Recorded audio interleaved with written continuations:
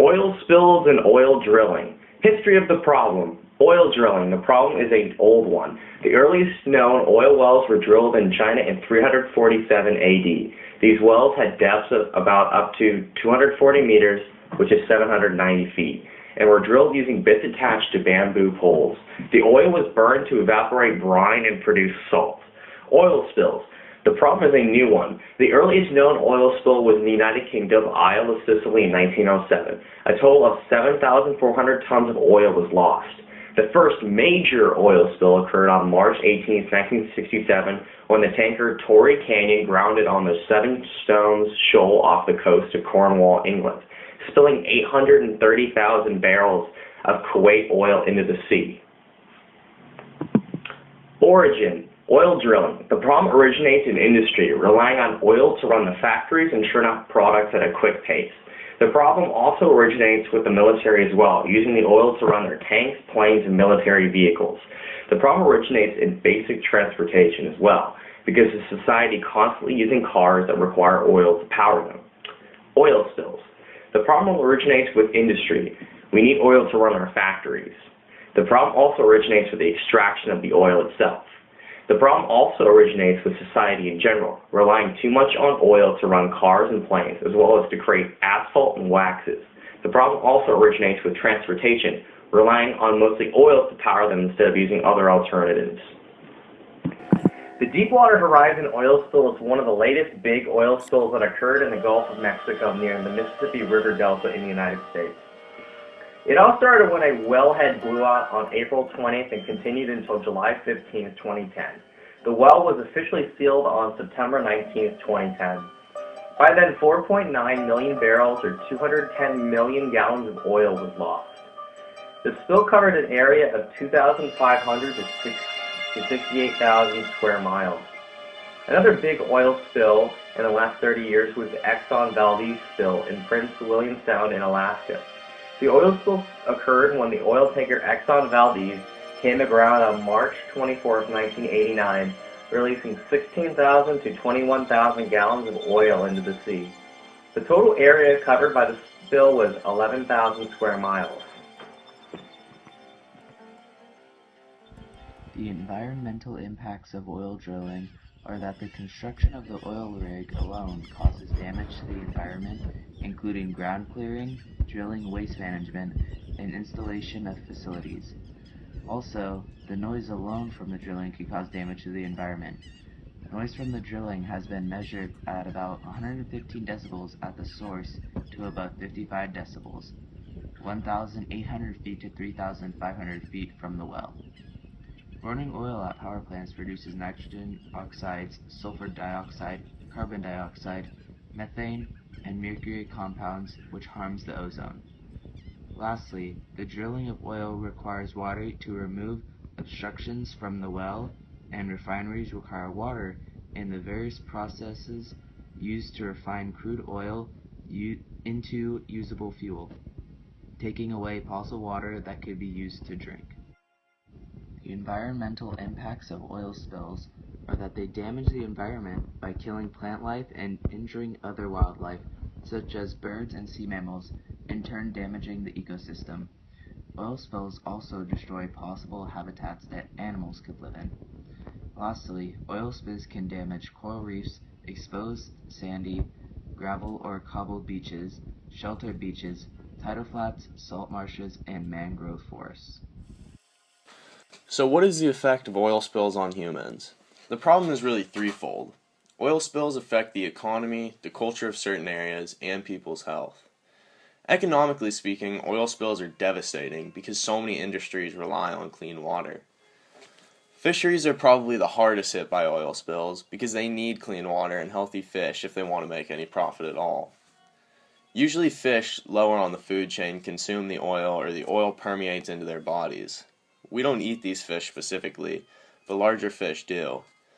So even if an oil spill only affects one small area of wildlife, the interconnectedness of the food web pretty much guarantees that eventually that oil will make its way into fish that we do eat.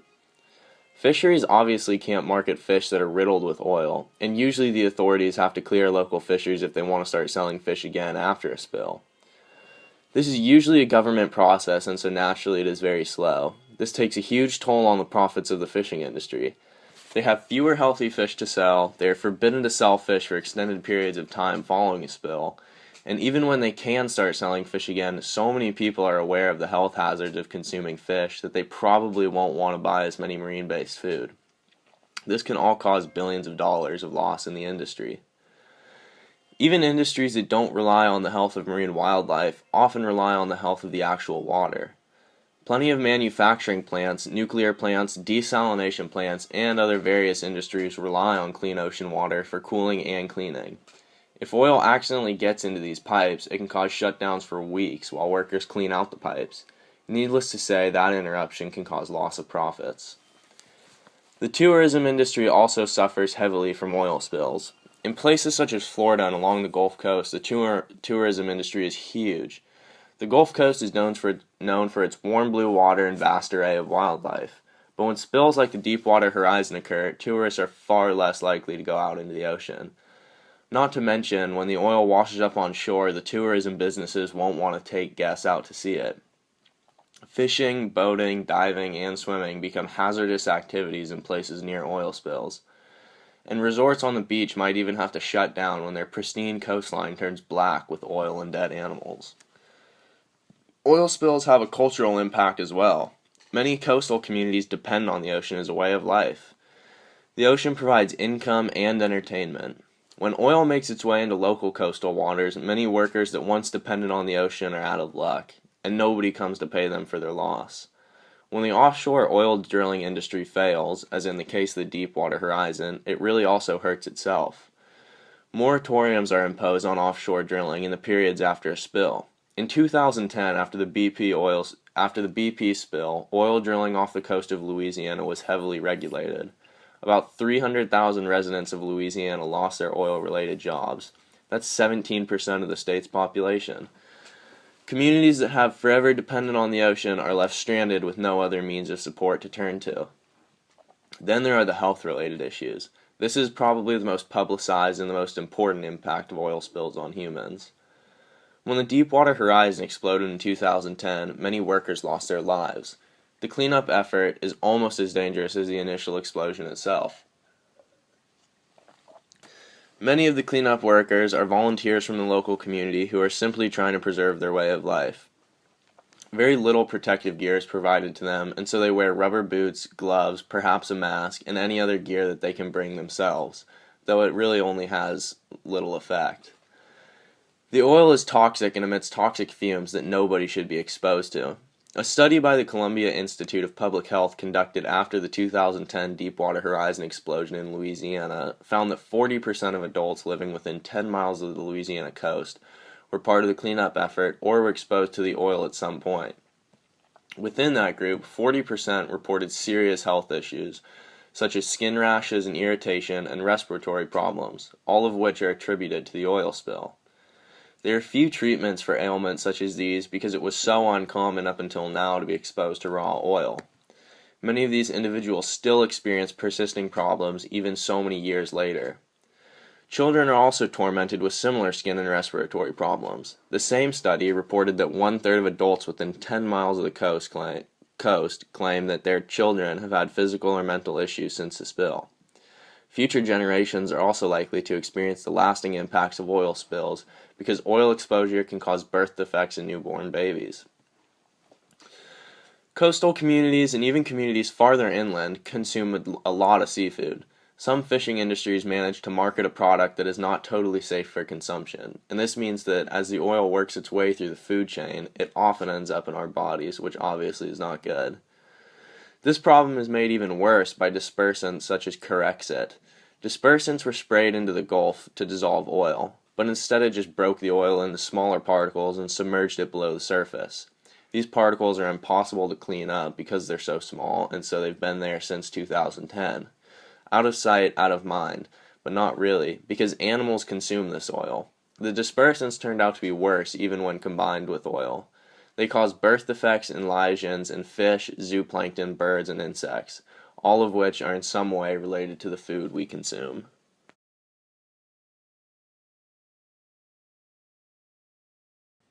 The people of the Gulf Coast still live with the oil disaster. I never thought at that time that it would impact us the way it has. My community is a fishing community, and we're concerned about the long-reaching effects on the seafood. Whenever you do something like this all your life, how do you say you're not going to do it tomorrow? We can't go back and say, well, we're going to start all over right where we left off at. It'll take us years and years to replenish our oyster beds. What are we going to do? Go back and invest another lifetime? We can't go somewhere else.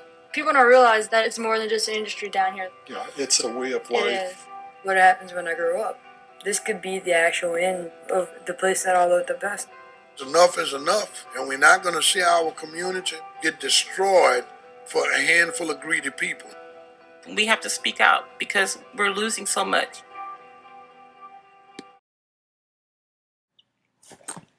There are an estimated 1.3 trillion barrels of proven oil left in the world's major fields, which at present rates of consumption will be sufficient to last 40 years.